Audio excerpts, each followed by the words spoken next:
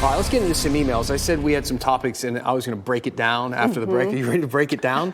Break it down after the break. How many times can we put break into it? You were teasing me. So we are going to break it down because we get a lot of emails into the 7 p.m. inbox. Yeah, if you watch this newscast and you haven't sent one yet, please do so. We'd love to hear from you.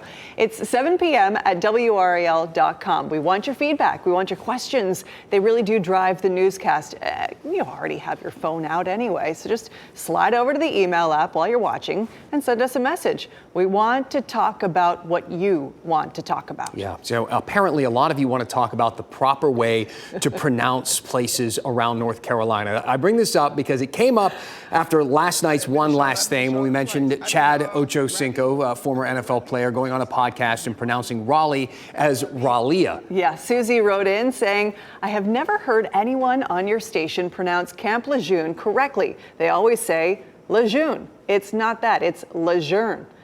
Susie, you might be right, but even the lawyers involved in the lawsuit say Lejeune, so I don't know. How about this one from Adam? He wrote, for your continued education, Wilson is properly pronounced with a T in it, Wilson. Anyone from Wilson will tell you that. Tim, in the studio, you're from Wilson, is that right? I don't know. He's staying silent. All right, not weighing in. He doesn't want to upset Adam. What do you think at home? Are Susie and Adam right about this? I'm curious. Let's move on to another couple of questions, though, in the meantime, out of the inbox. And let's start with this question from Lynn. She wrote, I'm no expert, but is ICE even legal in NC? Lynn, the short answer is yes, but the details can be a little confusing. The immigration enforcement efforts that you keep seeing nationwide, they're being conducted by two groups of agents, ICE and Border Patrol. They have similar jobs, but they are different. ICE has nationwide jurisdiction and broad authority and power. Border Patrol, on the other hand, has limits. I want to show you a map. It shows their jurisdiction. It's 100 miles from the border, 100 miles from the coast. You can see those areas shaded in red on this map. A huge number of people live in this zone. It's about 2 in every 3 Americans. Raleigh and Charlotte are not included. And yet, Border Patrol agents were the ones conducting enforcement in North Carolina last year. How can this be? Well, Border Patrol agents are not powerless outside of that zone we showed you. Inside 100 miles, they have pretty broad authority to run checkpoints and board buses. Outside 100 miles, they can still do their jobs, but they're held to higher standards, requiring reasonable suspicion to search or detain someone. The shooting in Minneapolis last week, those were ICE agents, but Border Patrol was in the area too. The shooting in Portland last week, those were Border Patrol agents, but ICE is in that area too.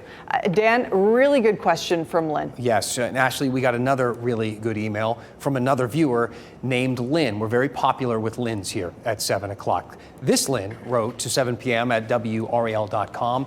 It's time for a constitutional amendment for term limits in both the House and Senate. And I'm betting lots of you feel the same way. We get tons of emails about constitutional amendments and term limits all the time, that sort of thing. And there's so much to unpack there. So for starters, there are two paths to changing the U.S. Constitution. One is through Congress. The other is through the states. So if Congress won't do it, if they don't want to take it up and the states want to, 34 states must apply for a constitutional convention. And many states have said that they are up for it. Our progress so far in getting there is kind of confusing, though, because different groups have been advocating for different changes, and they are rallying different states to do that. Let me explain. According to Common Cause, an effort to require a balanced budget has 28 states on board. An effort to create term limits has 12 states on board, including North Carolina. Both, obviously, still have some work to do. But even if they did get all 34 states that they need, what happens next isn't really clear. There are no set rules for a constitutional convention. They just kind of figure it out as they go. It might start out as being about term limits and end up being about a whole bunch of other things. Changes to immigration, gun rights, traffic laws. Nothing is really off the table once they all convene.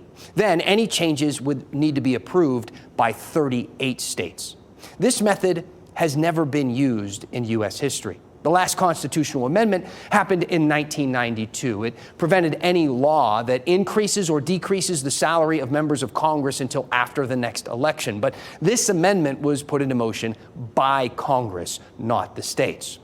Also, there's another major obstacle here, the fact that this is about term limits. You would be asking the people who benefit from unlimited terms to then set those limits. It's the same kind of reasons we still have things like gerrymandering.